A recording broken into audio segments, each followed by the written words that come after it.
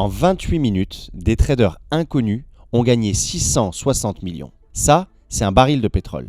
L'une des matières premières les plus importantes de la planète. Sans lui, pas de voiture, pas d'avion, pas d'usine, pas d'économie moderne. Normalement, un baril vaut cher, 20 $, 50 $, parfois même plus de 100 $, mais jamais moins que zéro. Du moins, c'est ce que tout le monde croyait. Le 20 avril 2020, l'impensable se produit. Le baril de pétrole américain chute à moins 36 $. Oui, moins 36 $. Un chiffre négatif. Moins 36. Des milliers de traders ruinés. Des banques piégées, des fonds d'investissement pulvérisés. Et pourtant, pendant que le monde perdait des milliards, une poignée de traders londoniens encaissaient des centaines de millions de dollars. Des traders ordinaires, parfois très jeunes, qui, jusqu'à ce jour, gagnaient quelques milliers d'euros sur les marchés. Mais ce jour-là, ils avaient vu ce que personne d'autre n'avait vu. Dans cette vidéo, je vais te montrer comment un marché aussi surveillé que le pétrole a pu passer sous zéro. Pourquoi ce crack était en réalité prévisible? Comment certains traders ont transformé ce chaos en une fortune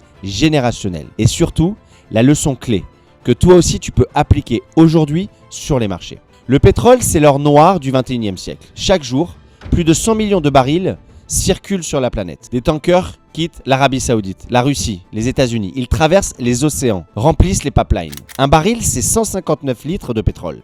Assez pour faire rouler une voiture pendant des semaines ou faire voler un avion quelques minutes. Sans pétrole, pas de transport, pas de commerce mondial, pas d'industrie. Son prix n'est pas qu'un chiffre, c'est le baromètre de l'économie mondiale. Depuis 50 ans, le pétrole a traversé les chocs pétroliers, les guerres, les crises financières, les récessions mondiales. Mais une règle semblait immuable.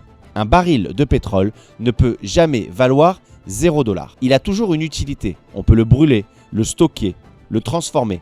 Même en pleine crise, il gardait une valeur.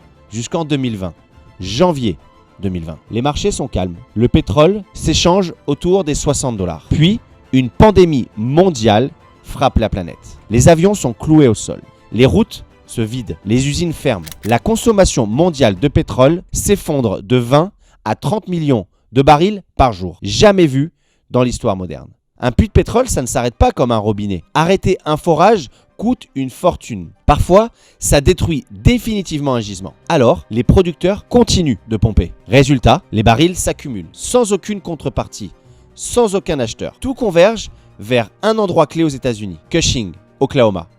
Un hub géant capable de stocker environ 80 millions de barils. Mais en avril 2020, ce hub est pratiquement plein. Et là, le pétrole cesse d'être un actif. Il devient un fardeau logistique. À des milliers de kilomètres de là, à Londres, une petite équipe de traders observe les chiffres. Ils comprennent une chose essentielle. Personne ne voudra prendre livraison de ce pétrole. Le contrat WTI de mai arrive à expiration. Et quiconque détient encore un contrat acheteur devra recevoir 1000 barils physiques. Mais il n'y a plus de place pour les stocker. À cet instant précis, ils savent une chose. Le prix peut aller en dessous de zéro. Alors que tout le monde pense que zéro est un plancher. Eux savent qu'il n'y a plus aucun plancher. Ils se positionnent à l'avant. Le marché panique. Les liquidations s'enchaînent. Les ETF explosent. Les investisseurs particuliers sont piégés. Le prix plonge. 0, moins 10 $, moins 20 $, moins 30 $, jusqu'à l'impensable. À 14h08, heure de New York, le contrat WTI clôture à moins 37,63 $. Un prix irréel, gravé à jamais dans l'histoire des marchés financiers. À ce moment précis, les traders clôturent leur position. Bilan, un bain de sang. Bilan, plus de 600 millions de dollars de profit. En moins d'une heure. Ce jour-là, les banques, les institutions, les fonds d'investissement et les investisseurs particuliers ont été pulvérisés.